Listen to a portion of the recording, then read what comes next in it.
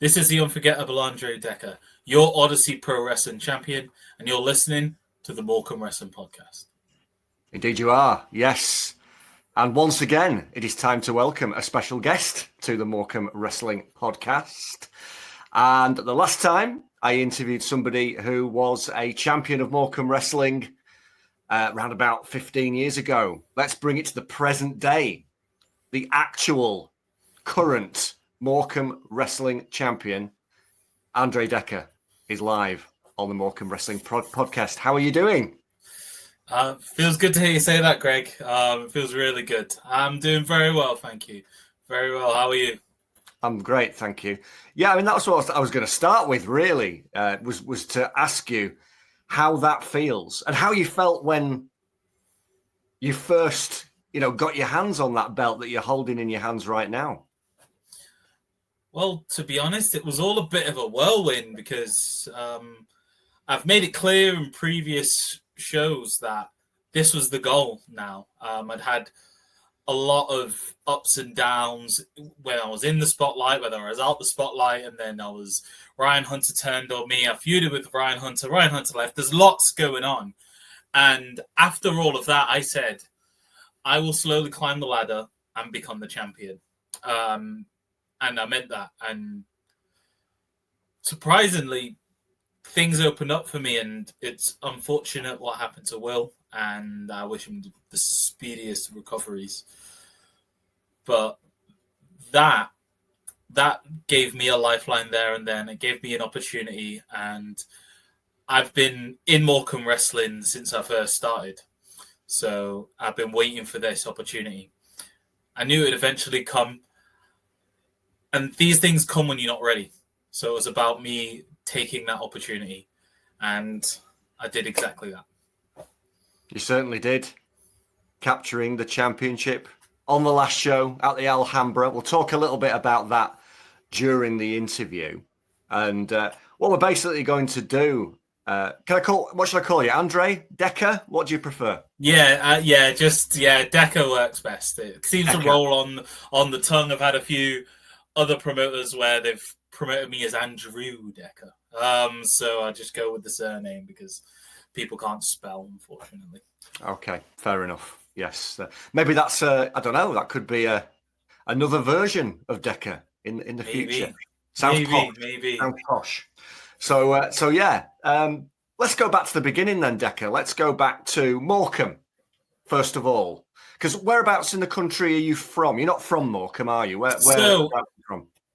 That's always a long story in itself. Originally, I'm from a small town called Corby in Northamptonshire. When I was 19, I moved up to Preston, which is when I started getting an idea of kind of the scene. So we're talking like 2008, 2009, 2010. I was around there in Preston. Just as a university student, and instead of going to lectures, I was doing my research on my actual work. I was doing my research on which wrestling school to sign up to because I was getting to this point where I was obsessed with wrestling. And then once you get to your late teens, early 20s, and you're obsessed with wrestling, I thought, well, I might as well do something productive with it and see how I can pursue it.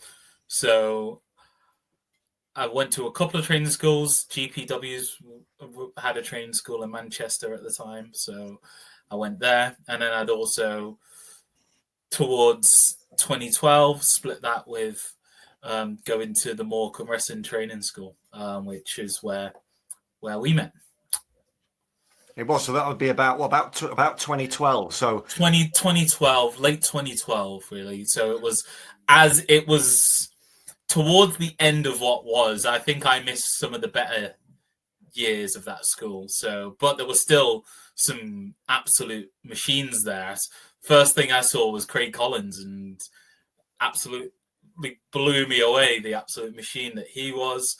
There was this young, new, mouthy Scottish guy who just wouldn't shut up and thought he was the best thing since sliced bread, even though he'd not wrestled. I asked him how many matches, and he told me like one, and that was Grayson. And then I met, like Brian Fulton, Charles Nelson Riley, all in that period of time. So, and a very young Ryan Hunter, who also was about at my, way younger than me, but he came in, he was very new as well at that point and was really wet behind the ears when it comes to training.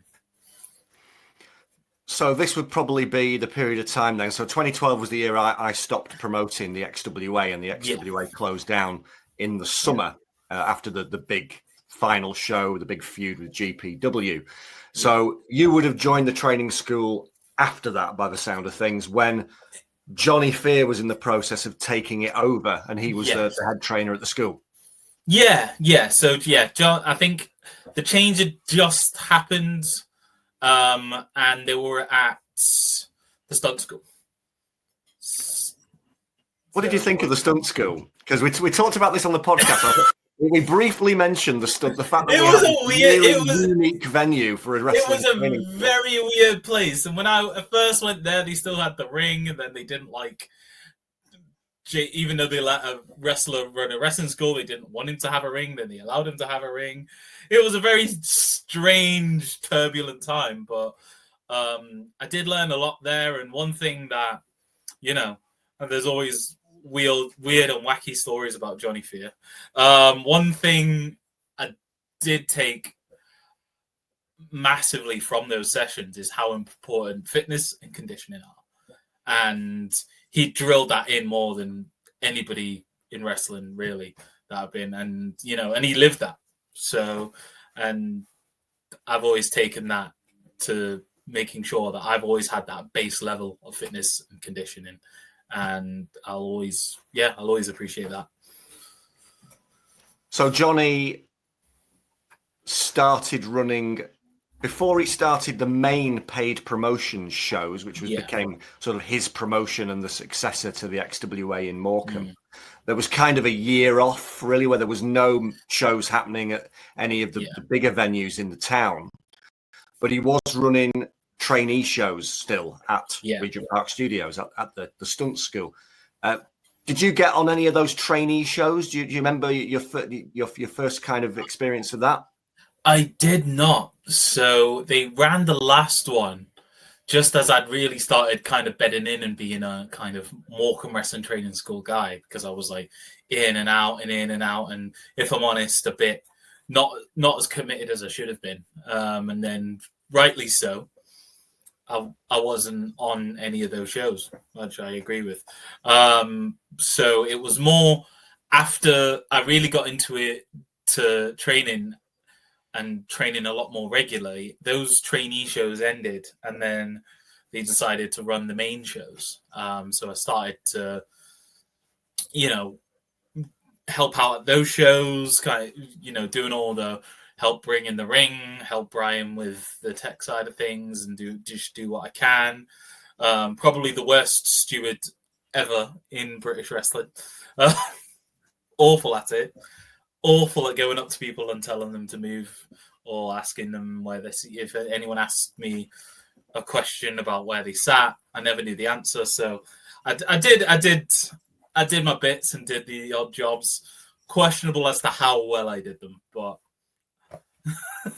So is this when you're paying your dues though, aren't you? I mean, this is that's all part of it. That's all part of it. You're doing the difficult jobs as you're learning. Yeah. So would this be when the shows were at Morecambe Football Club then? Yeah. So they were at the football ground. Probably one of, and I'm not sure if I can solely take the blame for this, and you'll remember this, Greg. So there was a paid promotion show where RockStar Spud returned to Morecambe Wrestling, and he cut a promo at the start of the show, and a very overexcited fan got in the ring, and then decided to almost look like he was going to square up to him and push him about because they were angry about an angle he did in TNA or something, and I was like, and then I think. He was a heel in America, at the time, but because he was such a big star, when he came back to Morecambe, the crowd loved him. And then this one fan still took exception to the fact that he was mates with EC3. So it, and I remember you yelling, "Where the hell was security?" And I'm there at the bar eating crisps, going, yeah. Where was security? Hoping you didn't notice I was like nowhere to be seen because you were security back there. Is that what you're basically saying? Yeah, effectively. So stewarding and security at jobs, I don't think my attention span lends to it very well, if I'm honest, Greg. So I never actually got the telling off for that because I feel like I kind of sloped out of the way before anyone had thought who should have been there. But yeah, that was on me. So lucky no one did anything to Spud. So yeah. It was good having RockStar Spud back. I remember that show really well, not only because he coordinated the baby faces to humiliate me in my heel manager role, but also because he didn't have to do this, but I've seen him do this at many shows. After he'd done his bit, he went backstage and he sat and he watched every single match. A lot of younger talent on the show, and he made sure that he was available to give advice and give pointers on every match. And I mean, how working with sort of more experienced guys, as somebody was coming into the business at the time, how important is that? Very, very. And it's not something that they have to do nor does it happen all the time. But, to be fair, I've, for the most part, been quite fortunate when working with people who are more experienced. I've always been able to lend a bit of advice and things like that. For the most part, there's, few and far between as there have been bad experiences. There have been, but I won't bother going into that. But it's, for someone who's at that point, and especially they were doing amazingly well in TNA, and they would end up on the back of that going into WWE, and that's where he is now. For him at that point, and being in that tunnel vision to make it, to then still take the time to come back to Morecambe, and then also to give as much time. I think he ended up being defeated in a match by Ryan Grayson. So Grayson over, we did exactly, which is again something I can imagine so many wrestlers at that level would just come in and be like, no, I want to do my hits and leave and look great, and who cares what everyone else looks like because I've outgrown here. They could have easily done that, but no, he didn't. It was the absolute opposite, and that's brilliant. It was one of the last shows that we did in the function room at Morecambe Football Club, which was then called the Globe Arena. And then in the summer of 2014, the shows moved to the Winter Gardens Theatre. Beautiful, historic building on Morecambe Promenade. With an amazing, looked amazing inside there. The architecture still does. 19th century building, not fully open at the time, but they were trying to raise money for the restoration. So what they did is they booked entertainment from time to time, and wrestling had a massive history in there going back years and years and years. So it was great for paid promotions, as it still was, as far as the public were concerned, to bring those shows to the Winter Gardens. In reality, behind the scenes, there'd been a change of management. Charles Nelson Riley taking over from Johnny Fear. How did you find that transition, and what did you think of the Winter Gardens as a venue? The Winter Gardens, beautiful venue. Cold. I used to always joke, if it's summer outside, it's always winter in the Winter Gardens. The coldest venue ever, and it's unbelievably cold. But it had this, it had this kind of old theater feel, and it felt big time. Like, even though people's, it's an old derelict building in Morecambe, but you go in there and there's something a bit breathtaking when you look. It's very nerve-wracking going out there on that stage. And there's something about going out on the stage in the Winter Gardens looking in. I had to do it on my debut, and I remember thinking, oh my God, like, it was quite intimidating, but it's a very special venue, and I'm I didn't get to wrestle there many times, but I'm very, very glad I did. And what about the transition to Charles Nelson Riley taking over as the promoter and moving the shows to that venue? How did you find that? And I appreciate at this point you hadn't made your actual debut yet, but it was, to all intents and purposes, it was Alpha Omega Wrestling. We didn't actually change the name until a year later, as far as the fans were concerned. But how did you find being part of Alpha Omega Wrestling? Being part of Alpha Omega Wrestling was what made me, because there was a point I felt like I was getting stuck in a rut, and I thought maybe I wasn't gonna even make it on shows. The encouragement of Kieran, the involvement I was allowed to be in, increased massively with Alpha Omega Wrestling. Kieran, or Charles Nelson Riley, he took a lot of time to spend time with us, spoke to us about branching out to other training schools. For people who weren't comfortable, would sometimes go and speak to the training schools for us. Helped with give advice in so many different ways. Without Alpha Omega Wrestling, I don't get on a show, or if I do, it's a lot longer down the line. So there's so much I owe to Alpha Omega Wrestling, and those years were some of the most fun years I had in wrestling and in my life so far. But one of the motivations of Odyssey and the type of vibe and the feel that we want to have, a lot of it is inspired, if not out and out picked and stolen from Alpha Omega Wrestling. So there's a lot of inspiration there, because it's something that I've got. Those times I've got a lot of love for, and I've got a lot of love for Kieran. I've got a lot of love for those years.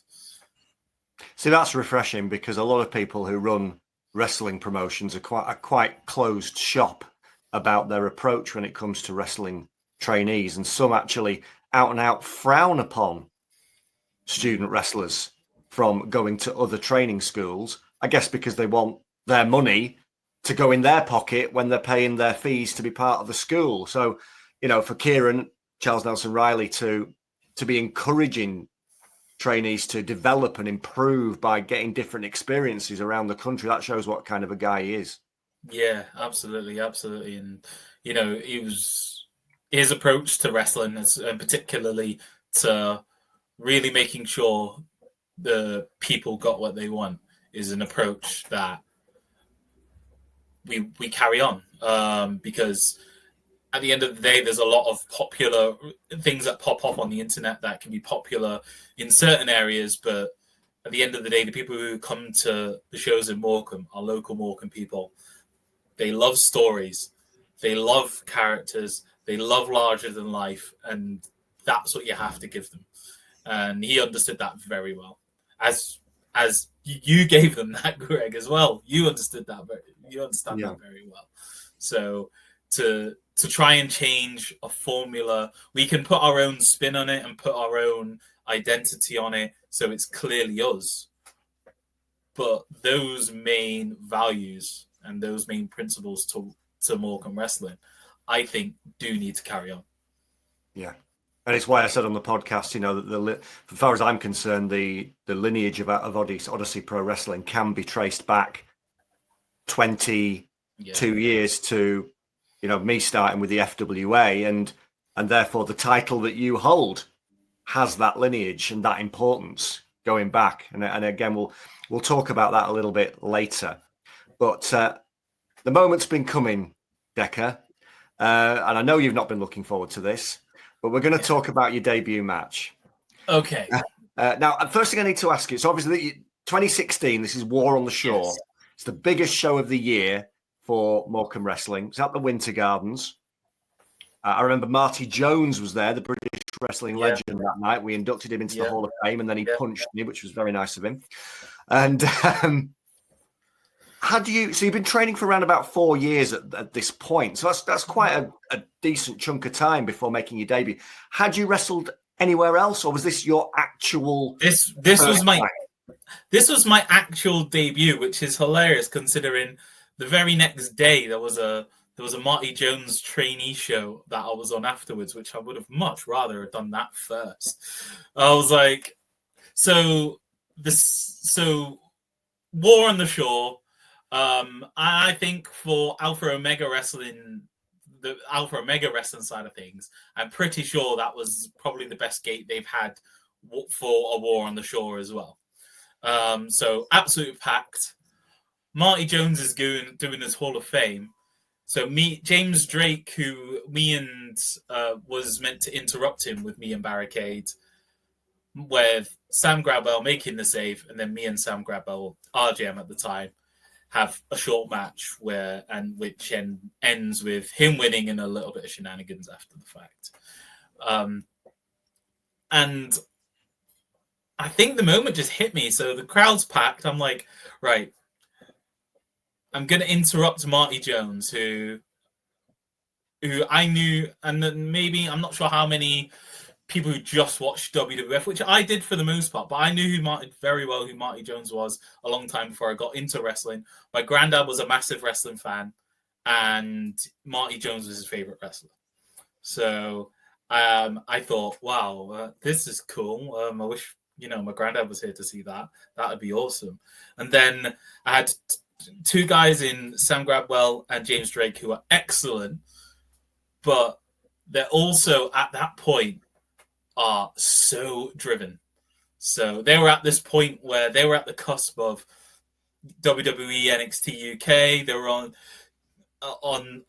the cusp of I think Sam had not long gone to China. So they were destined for big things. And to be honest, although I'm older than both of them, in wrestling years, I'm the baby. We make this weird dynamic. So I'm thinking, these guys can't be bothered with this old rookie. It was all of it just kind of, and this is the conversation between me and my head.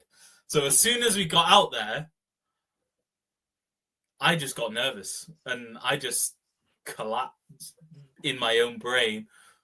Didn't know what I was doing. Got out there and then got through the match because, Sam's an absolute pro, and even back then was an absolute pro, and it was fine. But 0% of that was fine because of me.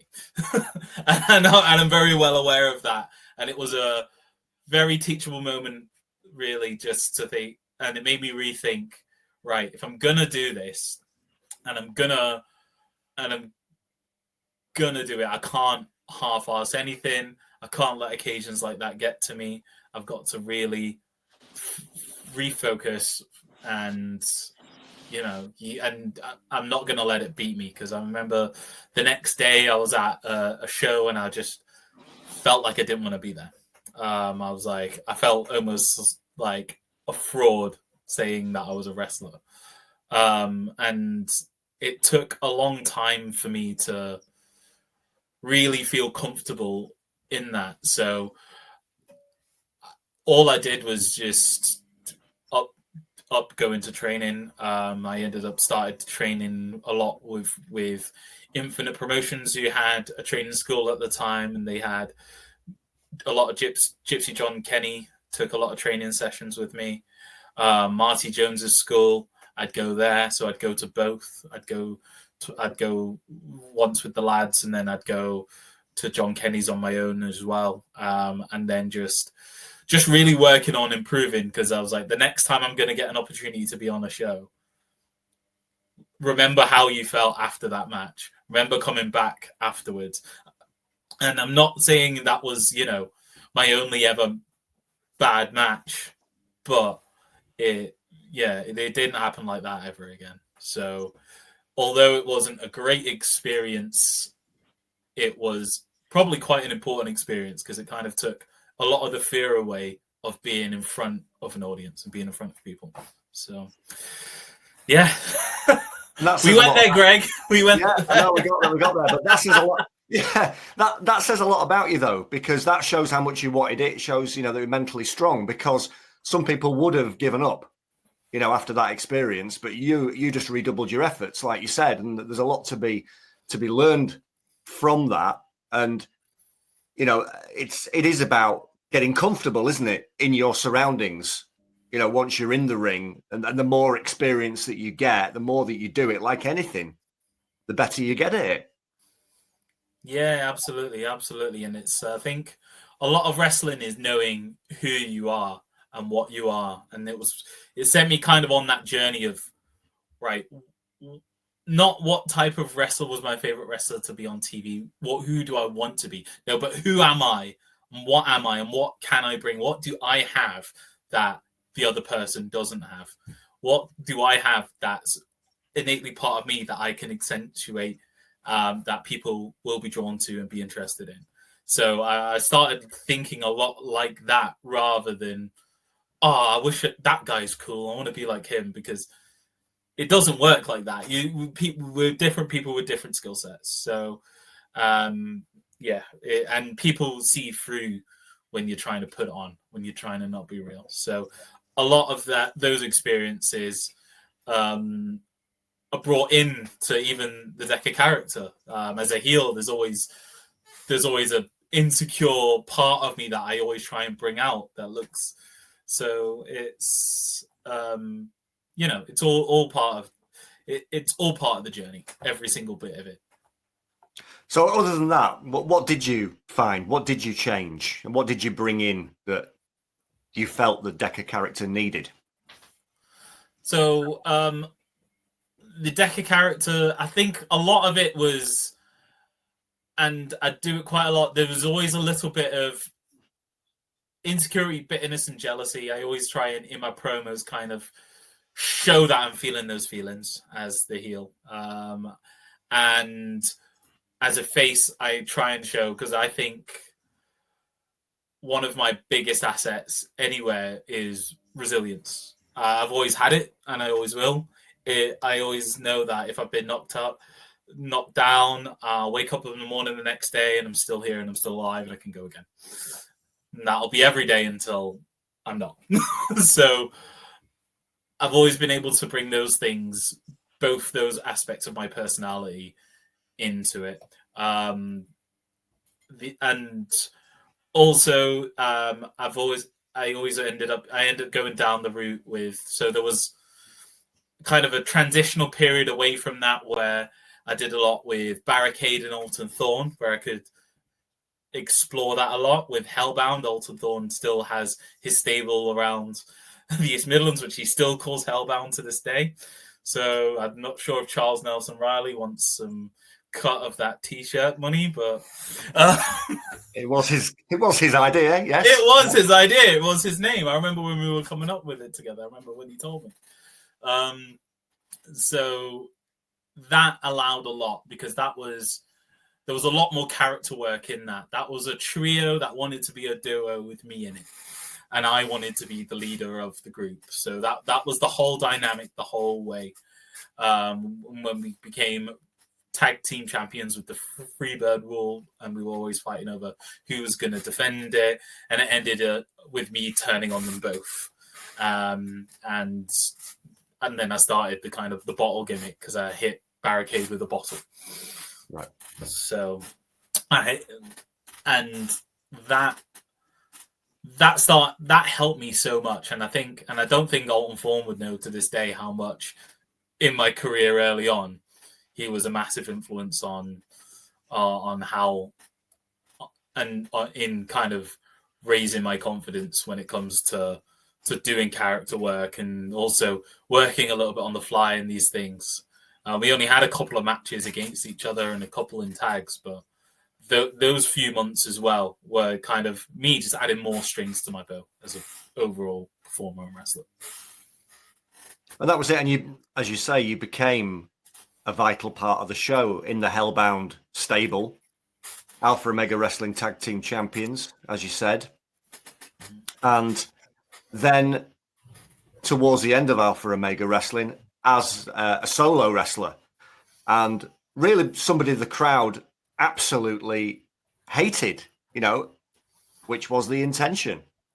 How much of a thrill does it give you to play that role, to play someone who the crowd absolutely despise? It was brilliant. Yeah. It's so much fun, and to be able to do it to be able to do it in that crowd particularly, because some of them are there to cheer the faces and the blue eyes, but some of them are there really because they want to see the people they hate, and I was glad to be able to do that, really, and they believe it and they buy it and they're into it, and I'll say this with Morecambe wrestling fans, there's wrestling shows I'll go to, and afterwards, if a fan comes up to me, they might tell me how good my match. They thought you had a good match. Never has a Morecambe wrestling fan ever said those words. What they'll say is, I can't believe you're a dirty cheater.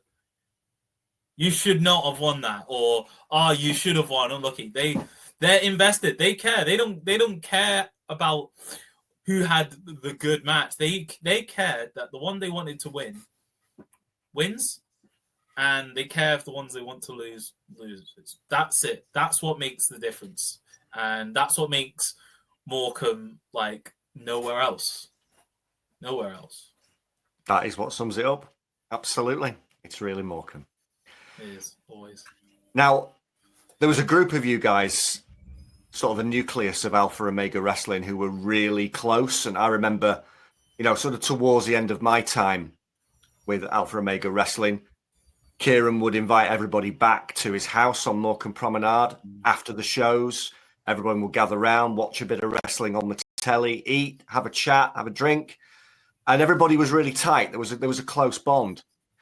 So when he made the decision that he wanted to stop it in late 2018, I'm guessing that was really hard for a lot of you. How did that feel? Like, I was quite close to Kieran, so I could kind of see it coming anyway. It's a lot of work, and you've done it.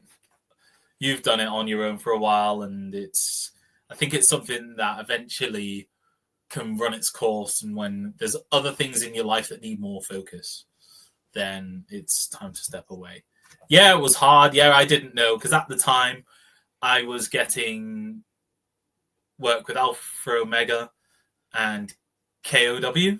I had a couple of spots for Target, but they stopped using me, so that was about it. So I was starting to get into my groove, I felt. And I think the timing, at the time, I remember understanding and agreeing that he should, if that's how he felt. The need to step away is better for him.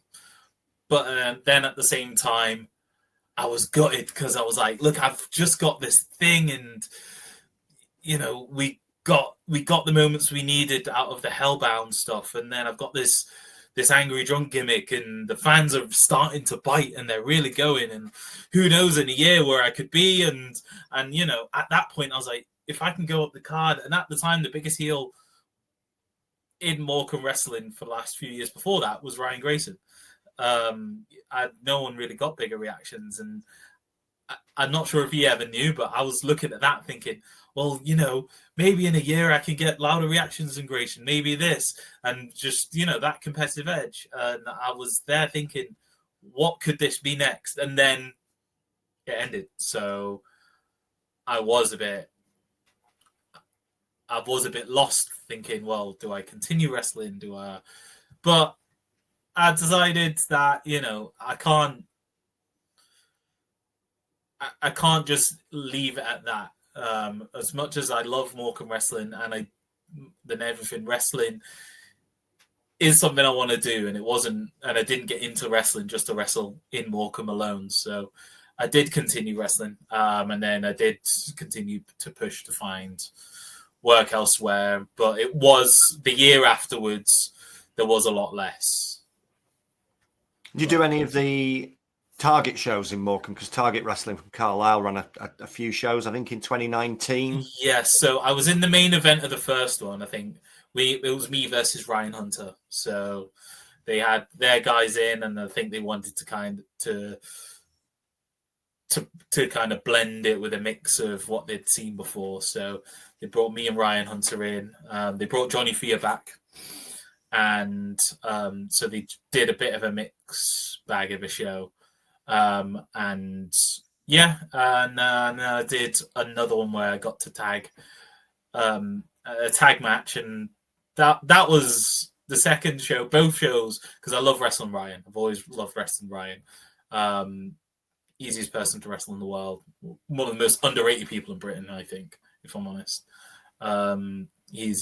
He's a special talent, and I'm not sure he's very, very much part-time these days. He's got a lot of other things going on in his life. But he's brilliant. And anyone who wrestles him, he's wrestled so many great people, from Zach Gibsons to your Nathan Cruzes to Sam Gradwells, and they're always complimentary of him. So, there's a lot of talent in Ryan. And then the second show, I got to wrestle in a tag match, and one of my opponents was Styx. So, and I've wanted to wrestle Styx for a long time, and that just happened on off chance, and it was just a tag match in the middle of the card, and the short amount of time I got to spend in the ring with him, I'd learnt loads. So it was, I had two good experiences there. So they're the only two shows they ran? Well, they ran a couple more, but I was on the first two. So they did run, they ran a few more, and then they decided not to after that. And then COVID came in 2020. Yeah. And am I right in thinking there were plans already for Odyssey Pro Wrestling at that point, but it had to be delayed till the following year before they could launch it? Yes. So we had plans for Odyssey Pro Wrestling. And at the time, we did reach out to the Nattresses at Target, let them know what we wanted to do.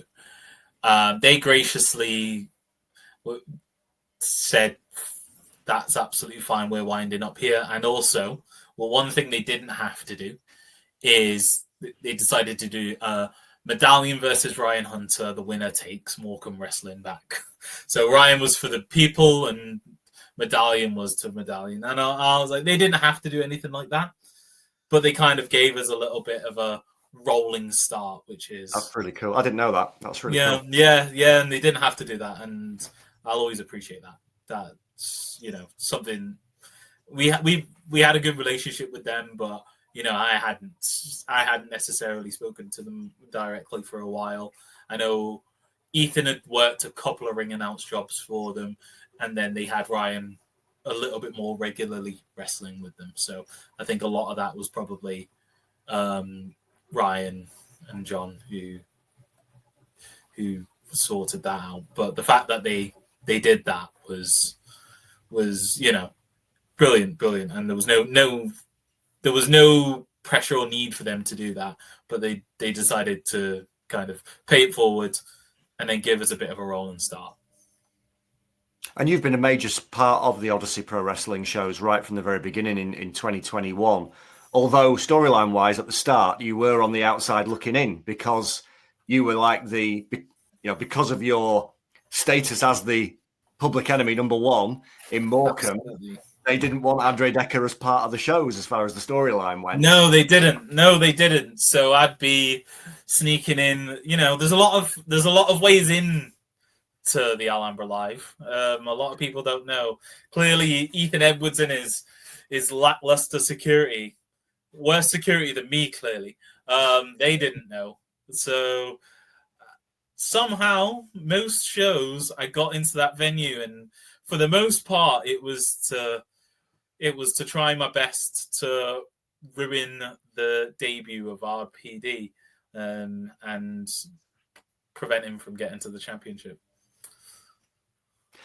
And the spotlight angle, you becoming part of Chris Brooker's stable, and the spotlight's issues with Ryan Hunter and later RPD.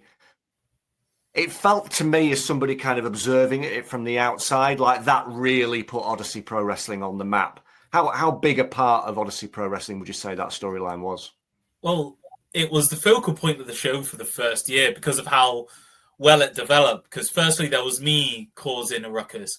Chris Brooker would come out, cut a rambling, vague, very deliberately and very brilliantly done, rambling and vague and sounding almost condescending and nonsensical at the same time, chat about how he was going to bring the spotlight to Morecambe, and people thought, what's that mean? And then after I took out Ethan Edwards, Chris Brooker used his many connections within British wrestling to become the interim general manager for a couple of shows, and his first action was to hire me. So he cut this promo talking about, basically he was talking about bringing back a huge star. You'd say he would be a rock star here. You know, he really tried to lay it on thick that they'd think Spud came out. And then my music hit and they went, this guy.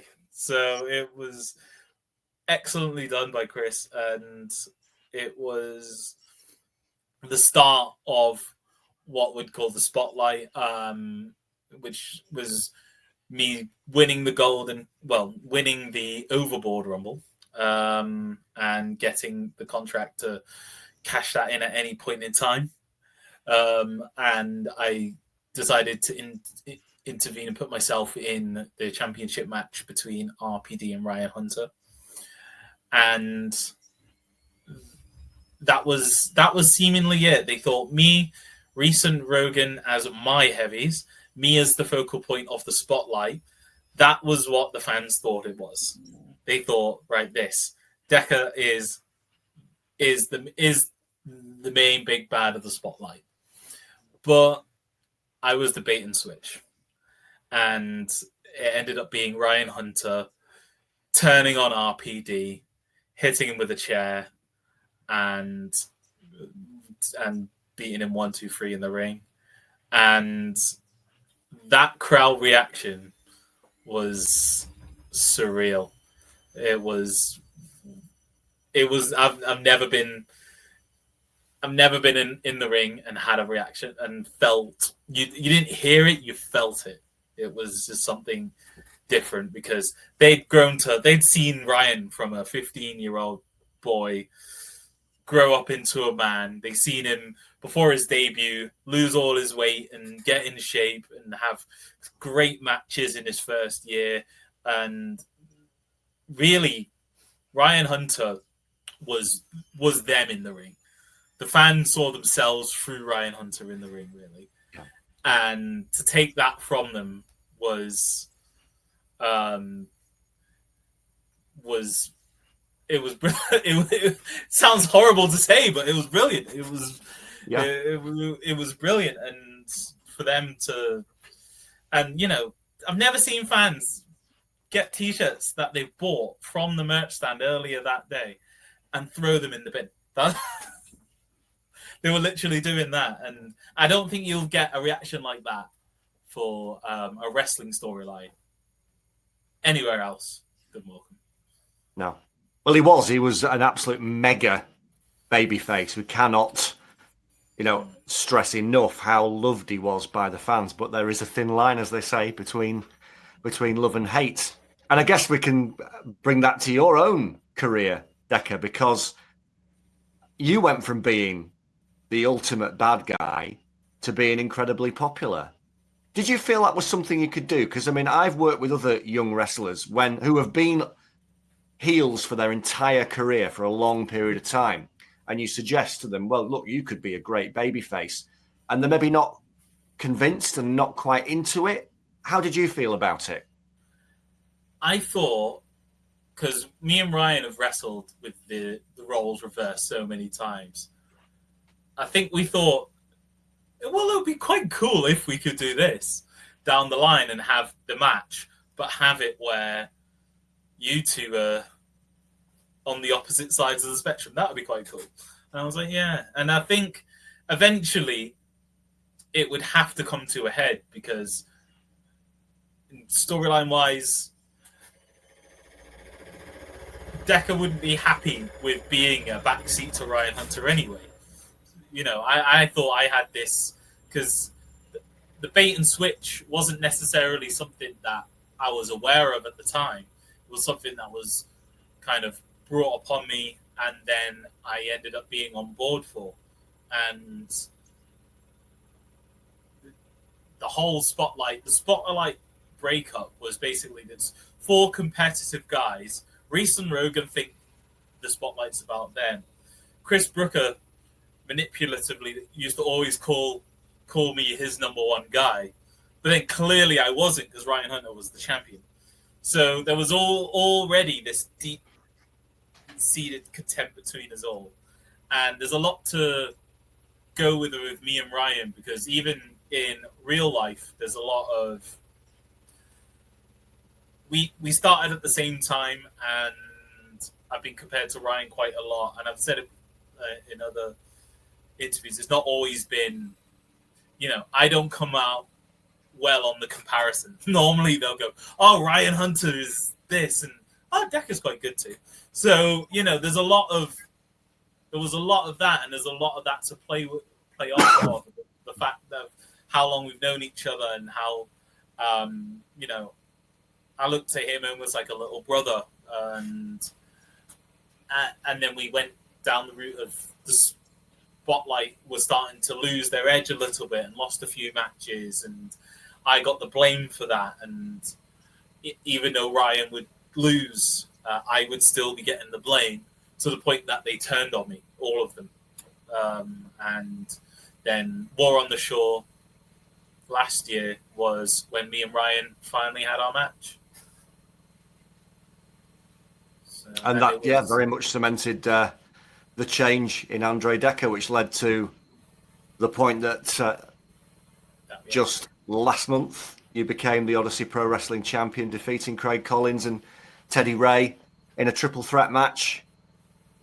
Interestingly, you alluded to, obviously, Will Carter sadly having to give the title up, which gave you that opportunity.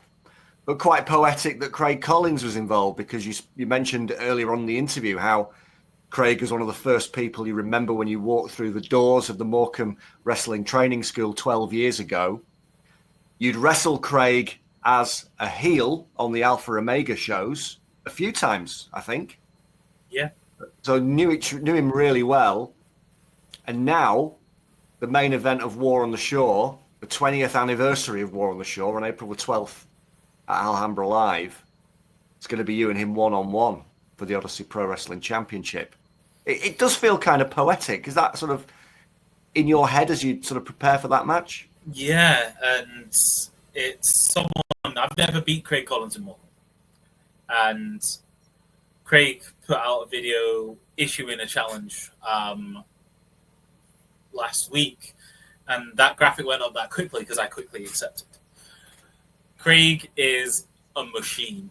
Craig is a beast. There's no one I've seen who's stronger. No one. I've wrestled Craig, and he can pick me up and throw me. And I'm a 17-stone man who's 6'1", and he can just pick me up and make me feel like a boy. He is that strong. And this match, I know I'm going to get hurt. I know I'm going to get beat up. I know he's going to pick me up and suplex me. I know, as big as he is, he's going to climb to the top rope and he's going to frog splash me from the opposite side of the ring. I know he can jump up in the air on a diamond turn and drop kick me right in the face and land on his feet. I know how great of an athlete he is. What he doesn't realize, and what I don't think he's seen before, is him do all that and then someone get back up and ask for more. I just don't think he realizes that he's going to have to keep doing that. I don't think he realizes what he's stepping into. Because I know everything about Craig Kollins. He doesn't know everything about Andre Dekker. Well, as someone who knows Craig Kollins very well from my career, you're absolutely right in what you say. But it does sound like Andre Dekker, Odyssey Pro Wrestling Champion, is ready for war on April the 12th. Very ready. Very ready. And the last thing, Dekker, as well, is the 20th anniversary. As somebody who, as you said at the start of the interview, had sort of studied British wrestling when you first became aware of it, and you've been part of its growth over the last 12 years, how much of a sense of history do you have going into this show? A lot. And, it was War on the Shore was where I debuted, and I've said it, Morecambe's where I debuted, and Morecambe's probably where I'll have my last match. And I think these shows just have to continue. I think the history of Morecambe wrestling and the fact that we have the lineage where, and I think you mentioned it before, that the people involved in NWA were involved in XWA, who were involved in Paid, who were involved in Alpha, and we've come to Odyssey. And we need to continue that, and we need to do those previous shows proud. We have to. And with this championship, I have to do the same thing. And it made me feel like I was wearing massive shoes when you were mentioning names in the first podcast. I was like, bloody hell, yeah. When you were talking about, people like Doug Williams, when you were talking about people like Johnny Storm, obviously Johnny Fear, even I hate to say it, and I hate to admit it, even Grayson held this title and worked very well. So this means a lot, and making sure I hold this well and do it proud and do Morecambe Wrestling proud, as Odyssey does Morecambe Wrestling proud, means the absolute world to me. It really, really does. Well, I can tell that, your passion for Morecambe Wrestling, for Odyssey Pro Wrestling, definitely has come out, Andre Dekker, during this brilliant interview that we've done for the Morecambe Wrestling podcast. And looking very much forward to being there on April the 12th and announcing you to the ring as the Odyssey Pro Wrestling Champion at the 20th anniversary of War on the Shore. Yeah, look forward to it. Look forward to it, Greg. Dekker, thank you so much for taking the time to speak to the Morecambe Wrestling podcast. No, thank you. Thank you.